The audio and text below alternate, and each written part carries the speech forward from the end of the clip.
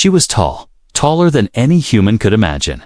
8 feet of shining, silver blue skin, glowing eyes, and long claws. Her name was Volxara, and she ruled the planet Veltrax with a voice of thunder and fists of iron. Her throne was made from the bones of ancient creatures. Her guards never smiled. Her people never questioned her orders. To disobey the queen was to disappear forever. Volxara believed in power. She believed that emotions made leaders weak, that love and kindness were distractions. Her ancestors had believed the same. They had changed their DNA long ago to remove such flaws. So for generations, no queen of Veltrax had ever cried, laughed, or loved. Volxara was no different, or so she thought. Then a fireball fell from the sky. It wasn't a weapon or a comet. It was a ship, small and damaged. It crashed. Outside the capital city, the queen's warriors surrounded it quickly, weapons drawn, but instead of an army. They found one man, a human. His name was Dr. Aaron Black. Aaron was badly hurt, bleeding from his arm and barely able to walk. The guards dragged him to the queen's throne room. Most thought she would kill him at once. Instead, she stood from her throne, stepped forward, and stared at the strange creature before her. "Why are you here, human?" she asked in a voice that echoed like thunder. Aaron tried to speak, but he coughed. "Research," he said. I was studying your atmosphere. I didn't mean to land here." Volxara narrowed her glowing eyes. She could smell lies, but this man didn't smell like a threat. She waved her hand. "Put him in a cell," she ordered, "but do not kill him yet." The palace prisoners were kept deep underground, dark and cold. But Aaron wasn't afraid. He had survived worse on other planets.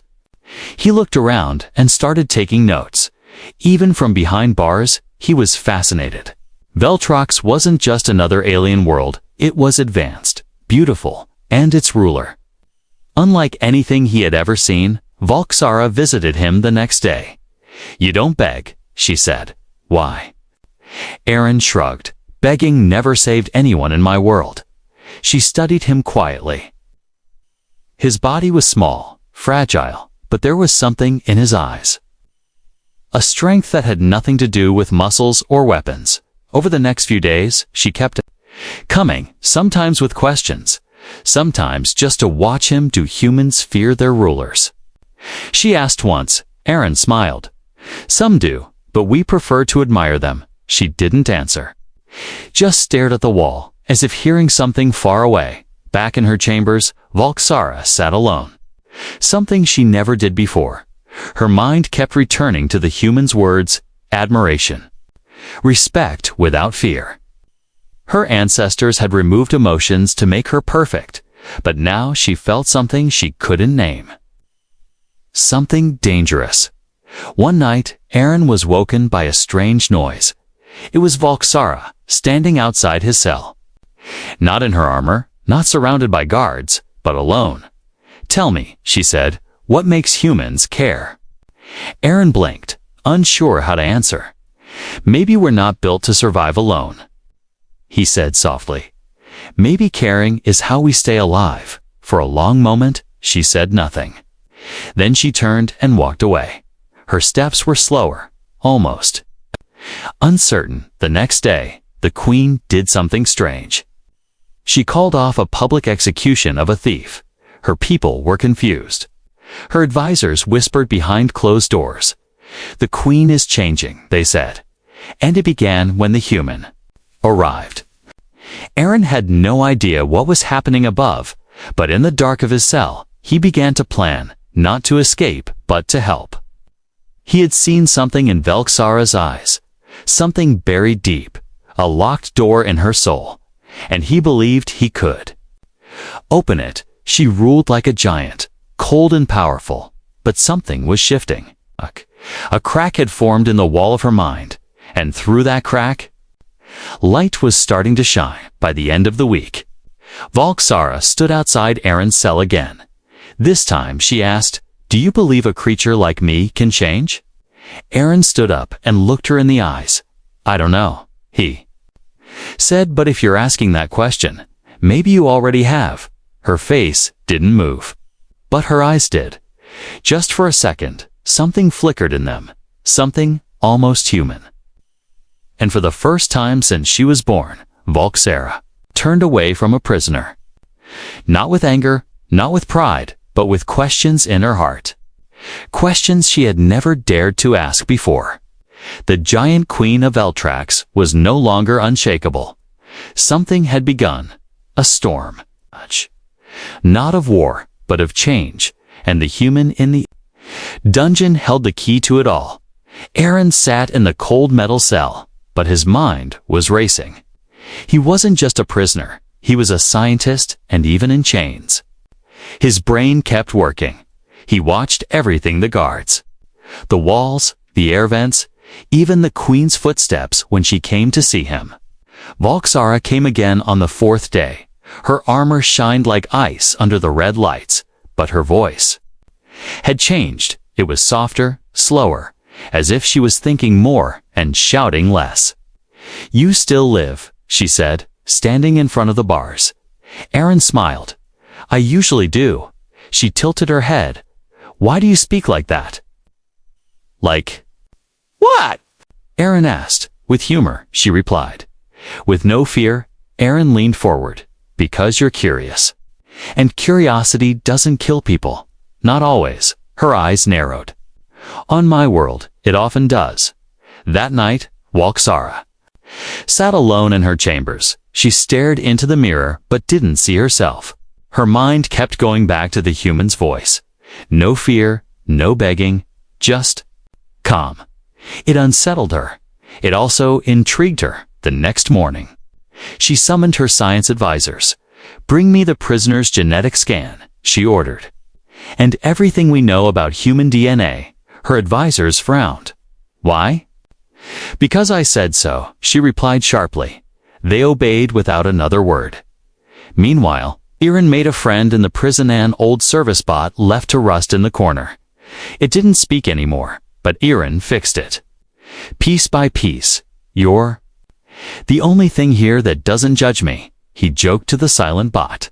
"Unless you're secretly reporting to her." The queen returned on the sixth day, this time. She didn't come to talk. She came with a test. "If you want to live," she said, tossing him a small device. "Fix this transmitter. My engineers failed." Aaron studied it. "And if I fail, then I'll know you lied about being a scientist," she said. "And I'll remove your tongue first." He fixed the transmitter in 30 minutes. From that moment, she allowed him to work on small devices for the palace, still under guard. Still in chains, but with tools in hand, Aaron noticed something. The Veltraxian tech was advanced but had limits. Their DNA editing tools were outdated. Their medicine lacked something human science had solved centuries ago. He wanted to ask her why, but he waited. Then she asked first, "Why do humans change their bodies?" She asked one evening, watching him work. "Why do you fight your own nature?" Aaron didn't look up. "We don't fight it, we explore it. Change isn't weakness, it's how we grow." Volksara went silent again, but this time she didn't leave. She sat across from his cell, and for the first time, told him a story. Her people were once full of feeling artists, dreamers, lovers, but war after war turned them cold. The leaders changed their own DNA to remove fear and love. They became stronger, smarter, but also empty. Aaron listened. "So you're not broken," he said softly. "You were rewritten." She stood up, her fists clenched. "It was necessary." "Maybe," Aaron said, "but maybe it's time to rewrite again." That night, Aaron knew what he had to do. He still had his old data chip, hidden in his boot, encrypted with advanced human biocoding software. He needed a way to scan her DNA, compare it, and find the suppressed sequences, the parts her ancestors locked away. 3 days later, Volksara came again, this time with a small deal. "You want better tools," she said. "Fix my Royal Archives interface, and you'll have them." He agreed instantly. When he entered the lab under guard, he didn't waste time while fixing the system. He quietly installed his scanner software into the lab core. It activated silently, reading signals in the Queen's genetic history stored inside the system. What he found shocked him. There were entire strands in her DNA muted, deactivated, like memories forgotten. Emotions weren't erased. They were locked. Sealed off like a room with the lights turned off, he downloaded the results onto a small device the size of a coin. The guards didn't notice, but Volksara did. She stared at him for a long time. "What did you find?" she asked. Aaron hesitated. "Answers," he said, "but you're not ready for them yet." She didn't like that reply. Her body stiffened. "I don't need permission from a human." "Maybe not," Aaron said, "but these answers, they won't just change how others see you, they'll change how you see yourself." She said nothing, but her jaw tightened. That night, she didn't sleep. Her chest felt heavy. Her breath came faster than usual. She was sweating something. Her kind rarely did. The medbot said she was healthy, but deep inside, Volksara was afraid. And for the first time in her life, she didn't crush that fear. She let it stay. Because part of her wanted to know what came next, and she knew. Only the human had the key. The nights on Veltrax were long and silent, but in one secret lab hidden deep under the royal palace, the silence was broken by soft humming and blinking lights. Aaron worked quietly, his fingers moving fast. His heart beat harder than ever. He was about to do something no human had ever done before, unlock the genetic secrets of an alien queen. Earlier that day, Volksara had given him access to her central lab to fix a broken AI core. Her guards watched every move he made, but what they didn't see was the small silver chip he placed inside the console. That chip was human techs, something forbidden on Veltrax. It carried software from Earth's advanced genetic labs. Aaron called it Whisper because it worked in silence as the lab system rebooted. The chip scanned all the royal DNA records, especially Volksara's. It found the hidden strands he saw earlier, but now it showed something new. There was a locked sequence, buried deep in her genes. It was older than her family's rule. A part of her DNA built for emotion, empathy, and even love, but it had been turned off like a light switch. Aaron stared at the screen. They didn't remove it. He whispered. They just silenced it. He felt his hands shaking. It's still there. He downloaded the data and backed it up into his own secure device. Then he erased the trace of the scan before the guards could check the logs. Everything looked normal, just like a fixed system. But Aaron now had something powerful, something that could change the queen forever. Later that evening, Volksara visited him again. Her voice was sharper, like she was trying to keep control. "Did you fix the eye?" she asked. Aaron nodded slowly. "Yes, but I also saw something. Something you need to know." Her eyes narrowed. "Speak." He stepped closer to the bars of his cell, holding up a small data sphere. "Your DNA still holds the ability to feel. It's not gone. It was sealed by design. Someone long ago made sure your bloodline would never feel pain or love." She didn't move. And what would happen if it was unsealed? She asked carefully. "I don't know," Aaron said honestly, "but I think you'd become something your people never expected, something stronger in a different way." Xara took the sphere but didn't speak. She stared at it, as if it might explode. Then she left without another word, back in her chambers. She placed the data sphere on the table and sat down. She didn't call for her guards or advisors. Instead, she stared into the glowing glass, remembering something she had never told anyone when she was a child, barely tall enough to reach the throne steps.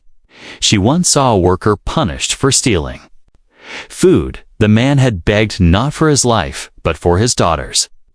Volksara remembered feeling something in her chest that day, tight and strange. Her mother told her that such feelings were genetic noise, a flaw to be ignored. But what if it wasn't noise? What if it was something real? That night, Volksara didn't sleep. She returned to the lab alone. No guards, no advisors. Just her and the machine. She placed the data sphere into the interface. The screen lit up with a soft blue glow. The human software spoke quietly. In her language, genetic lock detected, access available, proceed. She hesitated. Her hands hovered over the controls. Her whole life had been built on control, on fear, on silence.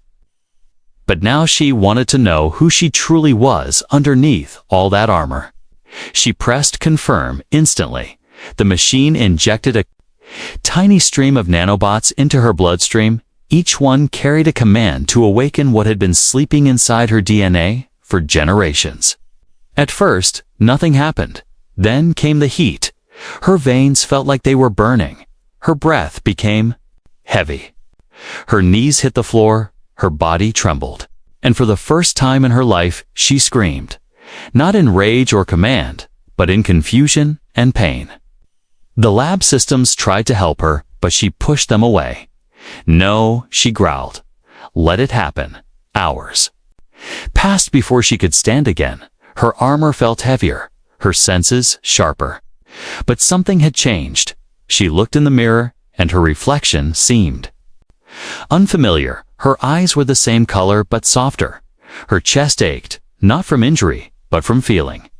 She returned to Aaron's cell just before sunrise. Her steps were slower, her breathing uneven. He stood as soon as he saw her. You did it? He whispered. She didn't answer right away. Then she said, I feel everything. I hear the whispers of my past, the echoes of pain I never allowed. The silence I thought was strength. Aaron moved closer. You're still you. She looked at him, her voice shaking. Am I? She asked. Or have you made me weak? No, he said softly. I didn't make you weak. I made you whole. Volksara looked away. Her eyes shimmered, but she didn't understand why. The queen who ruled with steel now stood at the edge of something she had never known herself and deep inside her. Something beautiful had awakened, and it wasn't going back to sleep. Volksara didn't speak to anyone for 2 days. She locked herself in the high tower of her palace, where no guards were allowed. The windows overlooked the storm fields of Veltrax's black clouds flashing with electric fire. Her people thought she was meditating or planning something powerful, but she wasn't. She was listening not to her advisors or the army, but to herself. To a rhythm she had never noticed before, a heartbeat, soft but steady. For the first time in her life, she could feel it. She had spent her whole existence believing emotions were poison. But now her chest burned with things she couldn't explain. Guilt, confusion, curiosity, and something she feared even more than death attachment. And all of it was because of one small, fragile creature in her dungeon, a human on the third day. She walked to the underground cell again. Her steps were different, not cold and sharp but slower. Like she was unsure for the first time in years. Aaron looked up and noticed immediately. You look tired, he said softly. She didn't reply at first. Then she whispered, I don't know who I am anymore. Aaron stood, holding the bars gently. That's the first step, finding out. Volksara turned away. I was built for command. My body, my mind, my DNA was all programmed to rule. And now I feel weakness. I feel warmth where there should be nothing. That's not weakness, Aaron said. That's life. She clenched her jaw. I don't like it. Aaron smiled a little. Nobody likes their first heartbreak either. But you have to go through it to grow through it. The queen stared at him. You speak in strange circles, human. I'm speaking in truth. He replied, you didn't lose power. Volksara, you gained layers. You gained soul. That night, she walked alone through the palace halls.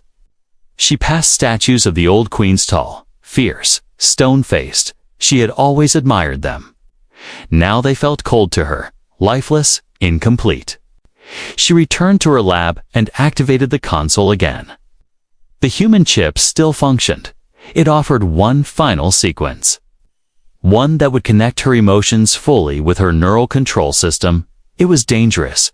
One wrong move, and her body could reject it. Her mind could fracture. She stared at the words, "Last gate, unlock integration." Her finger hovered over the command.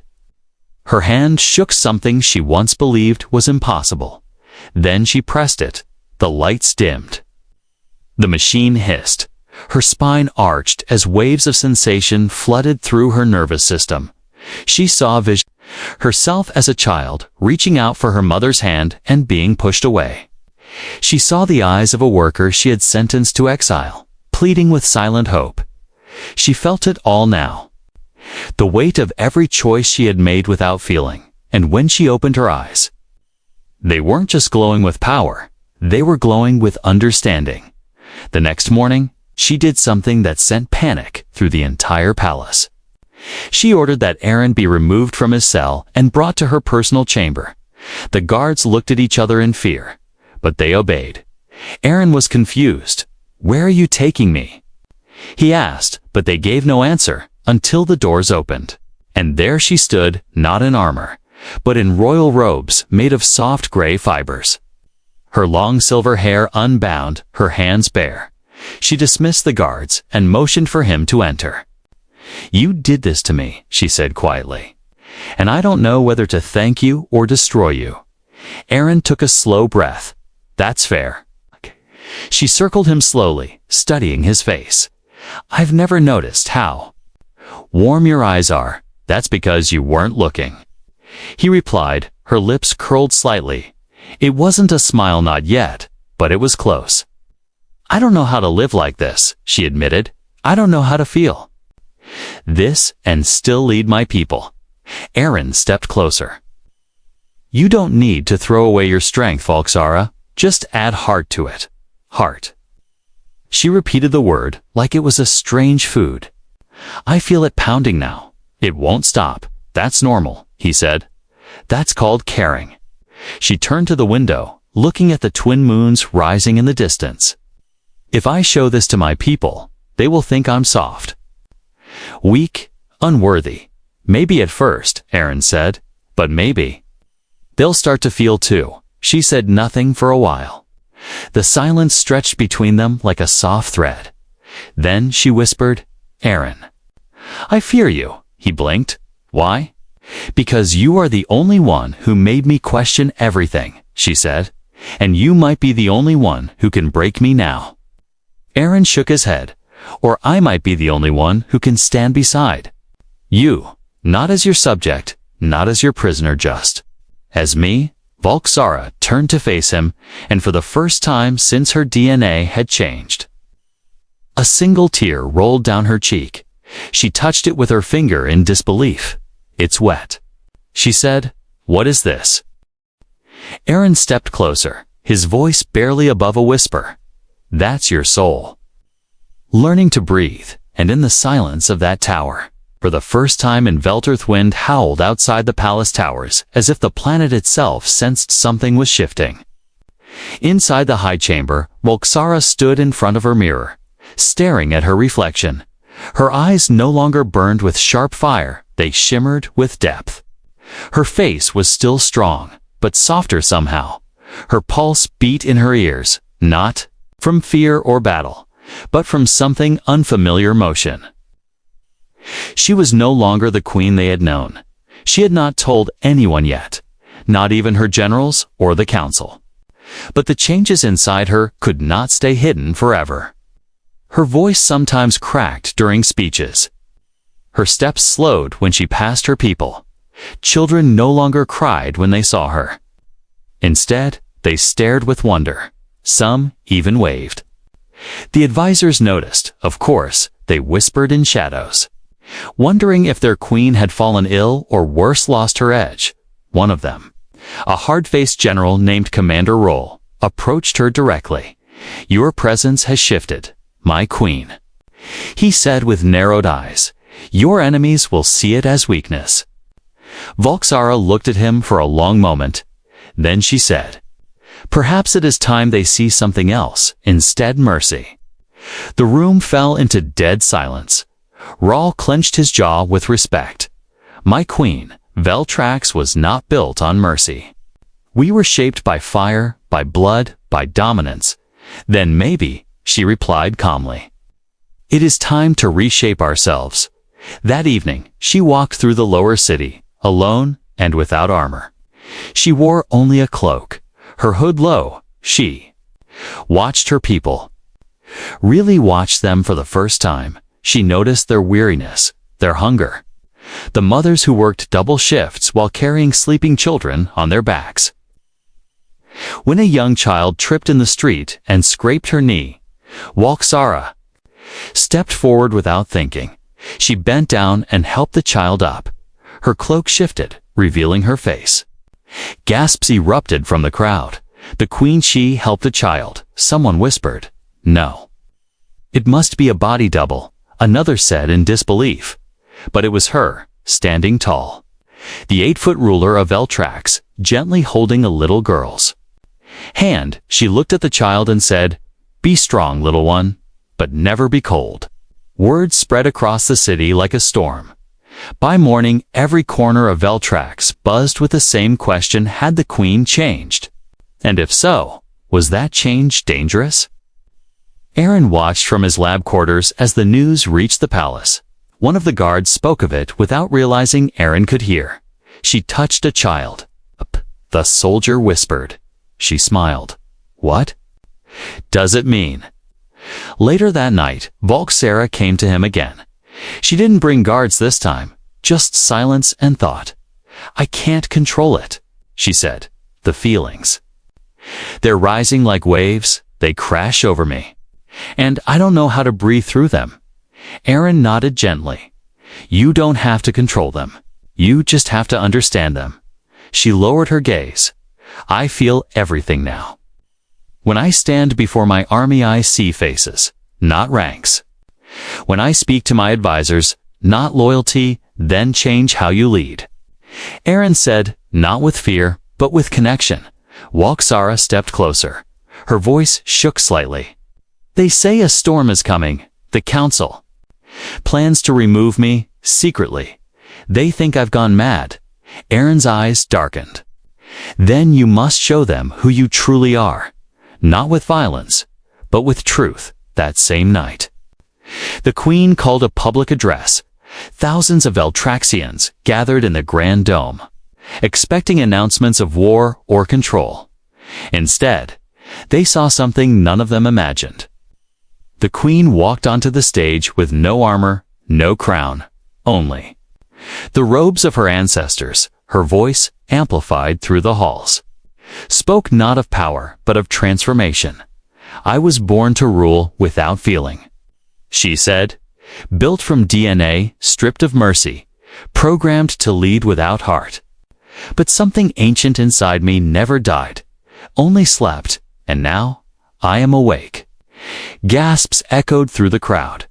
Some were confused, others angry, but many listened, truly listened, for the first time. "I will not return to the old ways," Volxara said. "If that means my throne breaks beneath me, then so be it. But I will no longer lead as a machine in flesh. I will lead as something more, something whole." And then, in front of her people, she did something no ruler of Veltrax had ever done. She wept, just one tear, silent and real. And that single drop shattered 1,000 years of silence.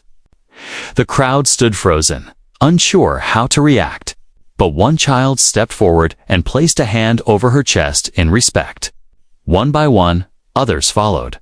Slowly, thousands mirrored the gesture, and the dome lit up not with lasers or war banners, but with quiet unity from the shadows above. Commander Rahl watched with clenched fists, his voice cold. "She is no longer our queen." But down below, the people whispered a different truth. She is something new, something greater, and deep in her soul. Valksara knew this was only the beginning. The palace halls once echoed with silence and order. Now they trembled with whispers and doubt. The queen had changed and not. Everyone believed it was for the better. Her show of emotion at the Grand Dome had shocked the people. But it had enraged the council to them. Valksara had broken centuries of tradition. She had embraced weakness in secret chambers beneath the capital. The High Council met without her. 12 leaders, old and cold, watched the broadcast recordings. Over and over again, she cries like a child. One growled. She speaks of mercy. Another spat. This is not the queen we chose. Commander Rawl, tall and armored in crimson, stood at the head of the table. His face held no emotion. Only calculation. She is no longer fit to rule, he said. The DNA corruption must be undone, but how? Asked an elder. She has the loyalty of half the city now. And the human he stays close. We strike fast, Rawl said, before the infection spreads. That night, the guards loyal to the old ways moved through the palace like shadows. They didn't wear their uniforms, they didn't announce themselves. Their orders were clear: capture the queen and eliminate the human. But Aaron was ready. He had noticed the pattern, the sideways glances, the locked doors. The silence that followed every kind word spoken by the queen. He knew something was coming. He waited outside the queen's chambers, hidden in the alcove behind the pillar, when the traitor guards arrived. Aaron triggered the emergency signal he had secretly installed in the queen's necklace days earlier. A high-pitched chime echoed one sound. Then she moved. Valksara did not scream. She did not run. She met them head-on, even changed. She was still an 8-foot warrior with a body built for battle. Her claws shimmered. Her strikes were fast and calculated. But this time she didn't kill. She disabled, disarmed, and stopped with mercy. Aaron joined the fight with nothing but a stolen energy baton. He fought hard, not like a soldier, but like a human protecting someone he believed in. Together, they cleared the hallway in minutes. More were coming. The queen turned to him. Her breaths heavy. We must get to the core chamber. They'll expect that, Aaron said. We go through the archives. The old vent system still connects the towers. She stared at him in surprise. You know my palace better than my guards, he smiled. Maybe because I'm the only one who listens. They moved through the dark halls, ducking into shadows. Moving under silence, Valksara limped slightly. One of the traitors had slashed her thigh. But she pressed on, her face calm. At the same time, Rawl stood in the throne room, surrounded by soldiers who had taken oaths to the old blood. She betrayed our design, he said, and the human poisoned her. Tonight, we erase both. But even as he gave his orders, people in the city began to rise. Word of the queen's ambush had spread fast. Some believed the traitors, others did not. And those who had seen her cry, who had watched her hold a child, began marching toward the palace gates, not with weapons, but with voices. Inside the archives, Aaron and Valksara reached the hidden passage. She paused, gripping the wall. This pain, she whispered. I've never felt pain like this before. Not just in the body, but in the heart. Aaron helped her stand. That's because this pain is not just survival, it's purpose. You're not just fighting to live, you're fighting to mean something. They reached the old throne room unused for centuries, but still intact. It connected directly to the broadcast tower. Aaron powered the ancient system, praying it still worked. Valksara stepped before the camera, blood on her robes, fire in her eyes, and pain in her chest. To all who hear me, she said, I am Valksara, daughter of steel, child of DNA shaped by war, but no longer ruled by silence. Tonight, she continued, my own have turned against me. Not because I failed, but because I changed, because I dared to feel, to show mercy, to care. The image broadcasted across Veltraxan walls, on skies, on every personal screen. Crowds watched in awe. Some dropped their weapons. Others wept. I will not return to what we were, she said. And if they take my crown, so be it. But they will never take my soul. As she finished, the chamber doors burst open. Commander Raoul entered with his elite guards. Enough speeches? He growled. You've shamed your throne long enough. But the queen didn't step back. She stood tall, her claws out but her heart open. Raoul lunged, but she moved faster. Their bodies crashed in the middle of the chamber. Claws against armor, fists against will. Aaron tried to help, but was thrown aside. Raoul roared, You're soft now, queen. You bleed like prey. Volxara caught his arm mid-swing. No, she whispered. I bleed like someone worth saving. And with one final strike, she broke his weapon and sent him crashing to the floor. Silence fell. Her guards slowly entered, saw her standing, and dropped to one knee. Not because she commanded it, but because they chose to. Aaron walked to her side, bruised, breathing hard. You just rewrote the future, he said. She looked. Around at the fallen enemies, the rising sun behind her, and the flickering broadcast screens still glowing. No, she replied softly. We rewrote it together. The skies over Veltrax turned golden as the sun broke through the storm clouds. The people had gathered outside the palace, thousands of them. Families, workers, soldiers, and even children stood in silence. Their eyes locked on the palace gates, waiting to see who would walk through them. They had heard the queen's voice. During the night, they had seen the fire, the blood, the betrayal. They had seen the truth knot, a ruler hiding behind fear. But a leader who stood, wounded yet unbroken. Someone who felt what they felt. Someone who bled for them inside the grand. Hall Valxara stood tall, bruised but calm. Her armor was gone. Her robes were torn. One of her arms was wrapped where Rahl's blade had struck. But her eyes, those eyes held something new. Not just power, but peace beside her. Aaron stood quietly, still holding the cracked datasphere that once contained her sealed DNA code. The war is over, he said. Now comes the hard part. What kind of world will you build? Volxara walked to the edge of the throne room, looking out the tall windows toward the city. My people were trained to follow strength, not softness, she said. I gave them a queen made of iron, and now I must teach them that heart is not weakness. Aaron stepped closer. Then show them, he said. Not with a crown, but with a choice. She turned to him, her voice low. You mean? Give them the right to choose their ruler. Aaron nodded. If they follow you because they believe in you, not because they fear you, then you're not just queen anymore. You're something greater. That same day, Volxara did the unthinkable. She summoned the high voice circle. It's a ritual council where only the old rulers had spoken for generations. This time she opened it to the people, not just the elite. The great plaza filled within hours. Veltraxians from all walks of life came forward, waiting, wondering. Valxara walked to the center without weapons. She stood barehanded under the light of the twin moons and raised her voice. I am Valxara, she said. I was shaped by old codes and cold bloodlines. I was told never to feel, never to weep, never to care, but I changed. A human helped me see what was hidden inside something that was always mine, but locked away. She turned slowly, speaking to all sides. You may think I've grown soft, but let me ask you, did my blade grow dull in battle? By my mind. Weaken in war? Or did I gain something more powerful than silence, understanding? The crowd stayed quiet, but not in fear.